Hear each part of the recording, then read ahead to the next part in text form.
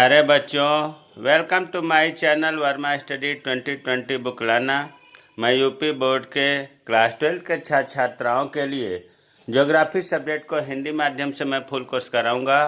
यदि आप full course करना चाहते हैं तो मेरे चैनल को सब्सक्राइब कीजिए और बेल आइकन को प्रेस करना ना भूलें, ताकि जो भी वीडियो मैं अपलोड करूं उसका नोटिफिकेशन आपको सबसे पहले मिल सके। प्यारे बच्चों, मानव भूगोल का मूल सिद्धांत पूरा पढ़ाया जा चुका है। जो सेकंड बुक है भारत, लोग और अर्थव्यवस्था, उसमें चैप्टर 8 निर्माण उद्योग चल रहा है।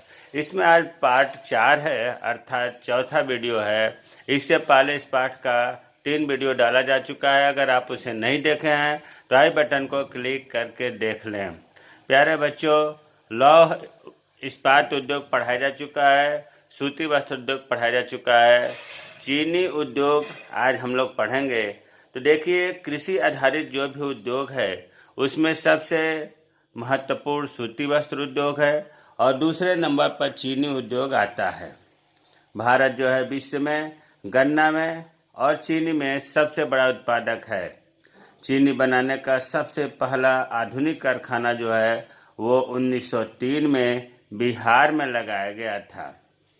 अब स्थानीयकरण के कारक। चीनी उद्योग के स्थानीयकरण के कारक क्या है? तमाम भौगोलिक ऐसे कारक हैं जो चीनी उद्योग के स्थापना में योगदान दे रहे हैं। पहला यह है कच्चे माल का रूप में गन्ने का उत्पादन। अभी हमने बताया है कि भारत में सबसे ज़्यादा, विश्व में सबसे ज़्यादा गन्ने का उत्पादन भारत में होता है, इसलिए कच्चा माल पर्याप्त मात्रा में मिलता है। यहाँ की जलवायु भी अनुकूल है। शक्ति के संसाधनों की उपलब्धता, जल शक्ति, जल से उत्पन्न विद्युत सस्ती पड़ती है, जो यहाँ पर बहुतायत उत्पादन होता है। सस्ते और कुशल श्रम की बहुलता। जनसंख्या अधिक है भारत में, इसलिए यहाँ पर सस्ते और कुशल श्रम मिल जाते हैं। सस्ते परिवहन साधनों की सुलभता।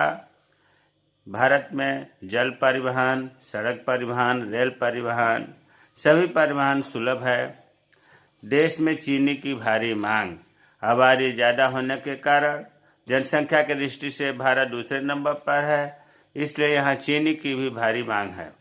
पर्याप्त पूंजी की उपलब्धता भी है और यह ऐसा व्यवसाय है, लाभप्रद व्यवसाय है, इससे काफ़ी लाभ भी मिलता है। मशीनें यहाँ पर उपलब्ध हैं।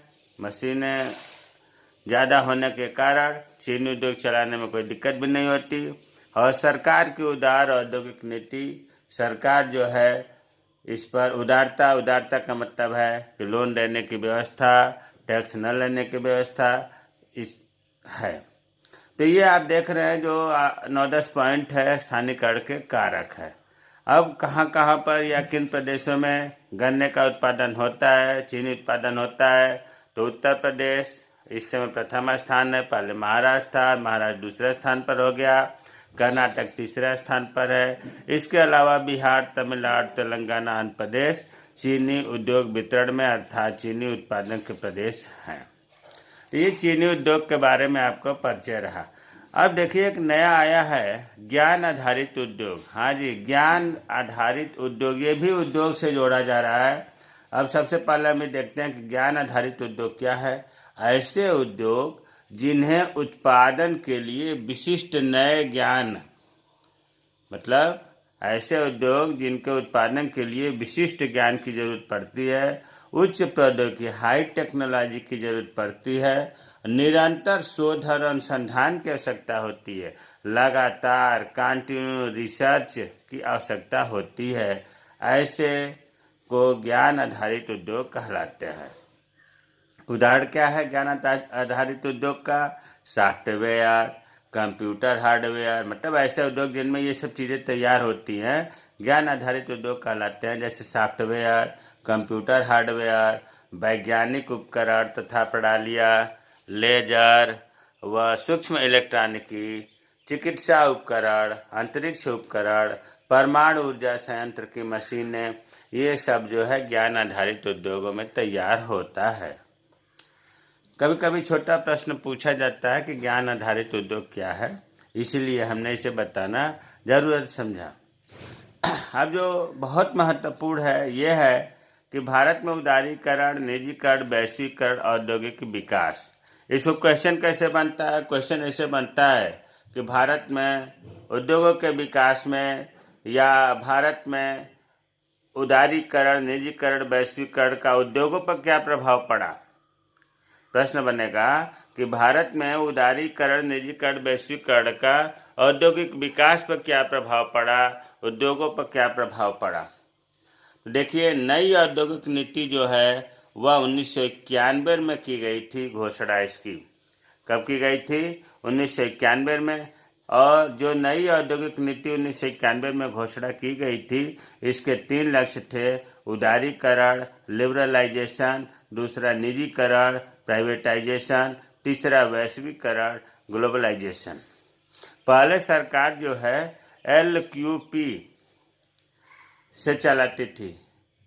L का मतलब लाइसेंस, Q का मतलब कोटा और P का मतलब परमिशन। LQP से चलाती थी, लेकिन अब जो है सरकार LQP से नहीं चलाती है, बल्कि अब जो है LPG का पालन करती है। LPG का मतलब L से हो गया उदारीकरण, लिबरलाइजेशन, P से हो गया प्राइवेटाइजेशन और निजीकरण, और G से हो गया ग्लोबलाइजेशन, वैश्वीकरण। तो अब जो है LPG का पालन करती है गवर्नमेंट। अब प्यारे बच्चों, उदारीकरण क्या है, निजीकरण क्या है, वैश्वीकरण क्या है, इसको बताने से पहले हमने इस पूरे पेज को बॉक्स में कुछ इससे पहले का मतलब कि अभी हमने बताया कि नई औद्योगिक नीति, नई आर्थिक नीति 1991 में घोषणा हुई थी और हमारा स्वतंत्र जब हुआ था देश 1947 में, मतलब हम यूँ कहें कि 1950 से लेकर के और 1990 जो 40 साल का ड्यूरेशन है, अवधि है, इसके बीच में क्या हुआ, जो 1991 में नई औद्योगिक नीति की घोषणा की गई, तब हम पहले 1991 से पहले की स्थिति को जान लेंगे, तो फिर हम उदारीकरण, निजीकरण, वैश्वीकरण के बारे में आसानी से समझ लेंगे। अर्थात ये बॉक्स इम्तहान में लिखने के लिए नहीं है, जानकारी के लिए है। तो अब हम ये बताना चाह रहे हैं कि 1950 से 1990 जो 40 वर्ष है, इसके बीच में जो नीति बनी थी, पॉलिसी बनी थी भारत को विकसित करने के लिए, वो फ्लॉप हो गई, असफल हो गई। इस 40 वर्ष में जितनी भी पॉलिसी बनी थी वो असफल हो गई। कि क्या कारण था कि हमारा देश जो है इस नीति पर आगे नहीं बढ़ पाया? तो पहला कारण तो ये था कि 4 बार तो पाकिस्तान के साथ युद्ध हुआ। बहुत ध्यान से समझना स्टोरी की तरह, ताकि आपको उदारीकरण, निजीकरण, वैश्वीकरण आसानी से समझ में आ जाए, ये आपको बताना जरूरी था। तो मैंने बताया कि 1950 से 1990 के बीच में 4 बार तो पाकिस्तान के साथ युद्ध हुआ, जिससे हमारा देश कमज़ोर पड़ा। 1 बार तो चीन के साथ भी युद्ध हुआ। इतना ही नहीं, 1965-66 में बहुत विशाल भारी अकाल पड़ा। उत्पादन इस अकाल के कारण 20% पैदावार घट गई और 1980 के दशक के अंत तक तो व्यय ज़्यादा होने लगा और सरकार को आय कम होने लगी, अर्थात घाटा होने लगा, राजस्व कम होने लगा। राजस्व मतलब गवर्नमेंट को आय कम होने लगी। भाई उस समय गवर्नमेंट को अतिरिक्त आय कहीं से नहीं मिलती थी, बस 2 स्रोत था, एक तो टैक्स था और दूसरा सार्वजनिक कंपनियों से था। तो टैक्स से और सार्वजनिक कंपनियों से जितना आय मिलती थी, उतने से तो अपने यहाँ का खर्चा नहीं चल पाता था, जिससे राजस्व कम होने लगा, घाटा होने लगा। और जब राजस्व कम होने लगा तो बेरोजगारी बढ़ने लगी, अपने देश में गरीबी बढ़ने लगी, साथ ही साथ जनसंख्या भी बहुत तीव्र गति से बढ़ने लगी। और जनसंख्या जब बढ़ने लगी तो सरकार को अपने राजस्व से अधिक, जितना उसको आय मिलती थी उससे अधिक खर्च करना पड़ता था और अतिरिक्त राजस्व की प्राप्ति कहीं नहीं होती थी। जैसा कि हमने बताया कि केवल टैक्स से होता था और सार्वजनिक कंपनियों से। सार्वजनिक कंपनी का मतलब सरकारी कंपनियों से। अब हुआ क्या कि खर्चा सरकार का ज़्यादा होता था, आय कम होता था, साथ ही साथ जनसंख्या बढ़ने के कारण आवश्यक वस्तुओं की कीमतें बढ़ने लगी, महंगाई बढ़ने लगी। बैलेंस ऑफ पेमेंट मतलब बहुत ख़राब था। बैलेंस ऑफ पेमेंट का अर्थ आप ऐसे समझिए कि आयात ज़्यादा और निर्यात कम। दूसरे देश से हमें ज़्यादा खरीदना पड़ता था, बेचने के लिए कम हमारे यहाँ हो पाता था उत्पादन। रुपए की वैल्यू लगातार कम होती जा रही थी। सार्वजनिक क्षेत्र में गवर्नमेंट अगर निवेश करता भी था तो घाटा होता जा रहा था। अंतर्राष्ट्रीय जो उधार लिया गया था उसका ब्याज चुकाने के लिए भारत सरकार के पास कोई विदेशी मुद्रा नहीं बची थी। कोई भी देश अब भारत में निवेश नहीं करना चाहता था। आरबीआई भी लोन देने से मना करता था। मना का मतलब वो गोल्ड गिरवी रखता था। तो कितना गिरवी रखा जाए? तो ये जो स्थिति हमारे 1950 से 1990 के बीच में हुआ, इससे जो है हमारे देश की स्थिति काफ़ी नाजुक हो गई। इस स्थिति में भारत सरकार ने क्या काम किया कि अंतर्राष्ट्रीय पुनर्निर्माण और विकास बैंक, इंटरनेशनल या आप ही कहो कि अंतर्राष्ट्रीय पुनर्निर्माण और विकास बैंक को शॉर्ट में IBRDA कहते हैं, जिसे अब वर्तमान में विश्व बैंक के नाम से जाना जाता है, IBRD को। और दूसरी संस्था है अंतर्राष्ट्रीय मुद्रा कोष, इंटरनेशनल मॉनेटरी फंड, IMF। अब भारत सरकार ने IBRD को और IMF का दरवाज़ा खटखटाया कि भाई हमारे यहाँ महंगाई बढ़ रही है। इतनी स्थिति अपने यहाँ बच्चों नाजुक हो गई थी कि 15 दिन से अधिक का खर्चा नहीं रह पा गया था। इसलिए भारत सरकार ने इन दोनों संस्थाओं से ऋण लेने के लिए दरवाज़ा खटखटाया और $7 बिलियन जो है ऋण इस संकट को सामना करने के लिए लिया। लेकिन IBRD और IMF ने इस ऋण को देने से पहले एक भारत सरकार पर कुछ शर्तें लगाई। वो शर्तें क्या थीं? मतलब IBRD और IMF ने कहा कि देखो भाई, हम तो $7 बिलियन ऋण दे देंगे, लेकिन आपको उदारीकरण करना पड़ेगा। निजी क्षेत्र में कंपनियों पर जो प्रतिबंध आप लगा दिए हैं उसे भी हटाना पड़ेगा। अनेक क्षेत्रों से सरकारी हस्तक्षेप कम करना होगा, मतलब प्राइवेटाइजेशन को बढ़ावा देना होगा। तीसरा, उसने शर्त लगाया कि भारत और अन्य देश के बीच में जो विदेशी व्यापार में प्रतिबंध लगा है, जो कोटा निर्धारित है, जो आयात कर ज़्यादा लगाई है भारत सरकार, उस प्रतिबंध को भी हटाना होगा।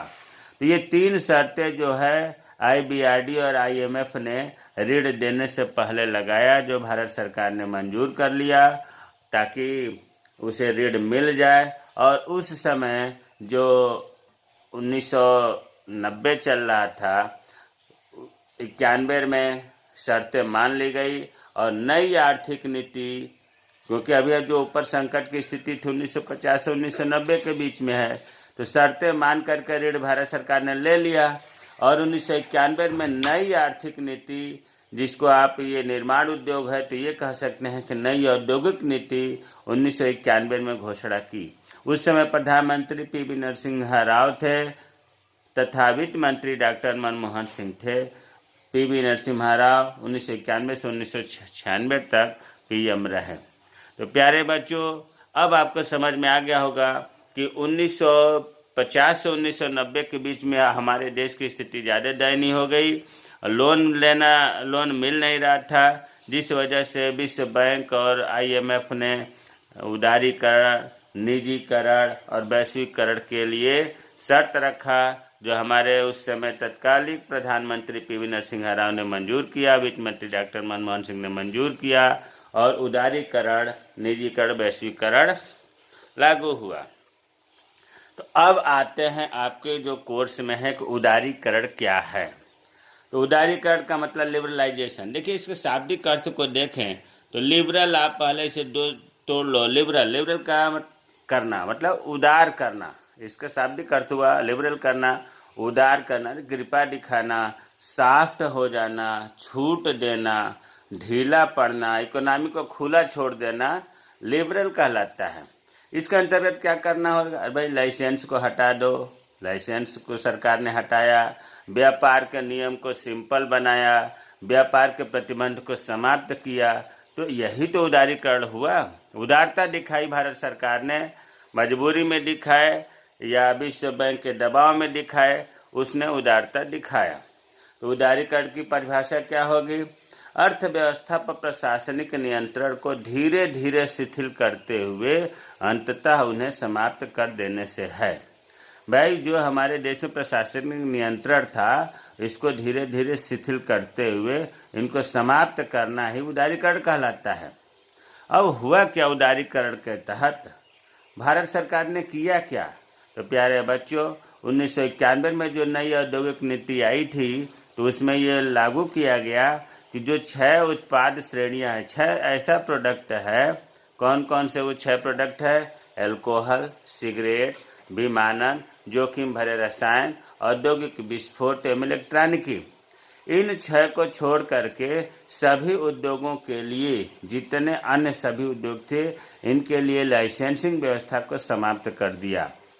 1991 में इन उपरोक्त 6 उत्पादों को छोड़ करके बाकी सभी जो उद्योग खोलना चाहते थे उनके लिए लाइसेंस लेने की व्यवस्था से छूट कर दिया गया।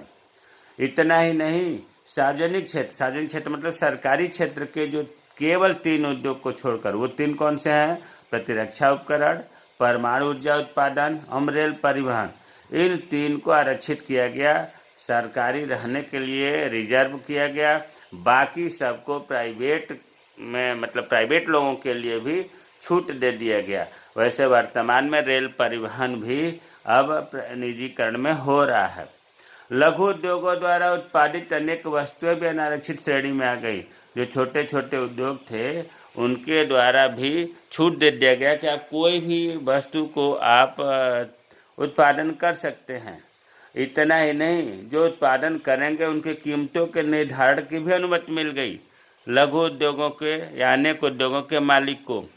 तो ये जो है उदारीकरण के द्वारा आप देख रहे हैं कि लाइसेंसिंग व्यवस्था समाप्त कर दिया गया, लघु उद्योगों को अनारक्षित श्रेणी में वस्तु उत्पादन करने के लिए छूट दे दिया गया, कीमतों के निर्धारण की अनुमति मिल गई, जिससे उद्योगों का बढ़ावा हो सके। दूसरा शब्द है निजीकरण, प्राइवेटाइजेशन। आजकल निजीकरण पर बहुत जोर दिया जा रहा है। सार्वजनिक क्षेत्र, इसका परिभाषा अर्थ क्या होगा? सार्वजनिक मतलब सरकारी क्षेत्रों में पूंजी या प्रबंधन या दोनों में निजी क्षेत्रों की भागीदारी बढ़ाना या उन्हें निजी क्षेत्रों को सौंप देना निजीकरण कहलाता है। भाई, सार्वजनिक क्षेत्र अगर उसमें पूंजी निजी व्यक्ति के द्वारा समाहित करा लिया जाए या उसका मैनेजमेंट निजी व्यक्ति को दे दिया जाए या पूंजी या मैनेजमेंट दोनों दे दिया जाए, कुल मिलाकर के निजी क्षेत्र को सौंप दिया जाए, तो क्या कहलाएगा? निजीकरण। या सीधा सीधा, बहुत इसका सीधा परिभाषा अगर कहना हो तो सरकारी कंपनी को निजी हाथों में बेच देना निजीकरण कहलाता है। ये सबसे इजी परिभाषा समझने के लिए, सरकारी कंपनी को, सार्वजनिक कंपनी को निजी हाथों में बेच देना निजीकरण कहलाता है। देखिए, कंपनियां 3 तरह की होती हैं। सार्वजनिक क्षेत्र की, जो 1950 से या 1947 से 1990 के बीच में टोटल रहे। निजी क्षेत्र की, जो 1991 में निजी क्षेत्र में कुछ आई। और मिश्रित क्षेत्र, मतलब सार्वजनिक और निजी क्षेत्र दोनों इसमें समाहित होता है। सार्वजनिक क्षेत्र की कंपनियां भारतीय रेलवे, प्यारे बच्चों, भारतीय रेलवे तो अब निजी क्षेत्र में सौंपा जा रहा है धीरे धीरे। एयर इंडिया निजी क्षेत्र में जा चुका है। Indian oil corporation, IOC, NTPC, national thermal power corporation, ONGC, oil and natural gas commission, sail, SAIL, steel authority of India limited, ये सब सार्वजनिक क्षेत्र की कंपनियां हैं। निजी क्षेत्र की कंपनियां जैसे Tata group, Reliance group, Godrej group, Maruti and Mahindra company, ये सब निजी क्षेत्र की हैं। अब तीसरा शब्द है वैश्वीकरण। वैश्वीकरण वह प्रक्रिया है जिसमें किसी देश की अर्थव्यवस्था को विश्व की अन्य अर्थव्यवस्थाओं से जोड़ा जाता है। अर्थव्यवस्था मतलब लेन देन, भाईचारा, मार्केट, व्यापार, सब कुछ किसी देश की अर्थव्यवस्था को विश्व की अन्य अर्थव्यवस्थाओं से जोड़ा जाता है, ताकि संपूर्ण विश्व में पूंजी का, तकनीक का, संचार का आवागमन सुलभ हो सके और संपूर्ण विश्व एक ही बाजार के रूप में कार्य कर सके, पूरा विश्व एक मार्केट के रूप में उभर सके। इसको हम कहते हैं वैश्वीकरण या ग्लोबलाइजेशन।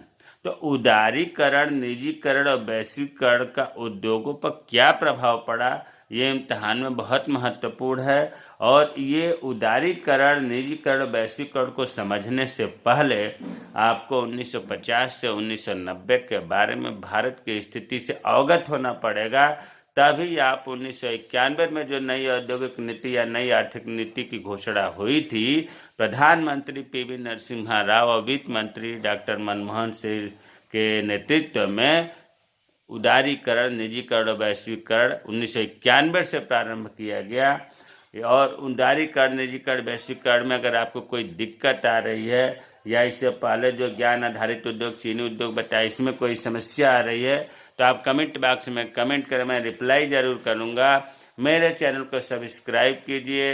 जय हिंद, जय भारत।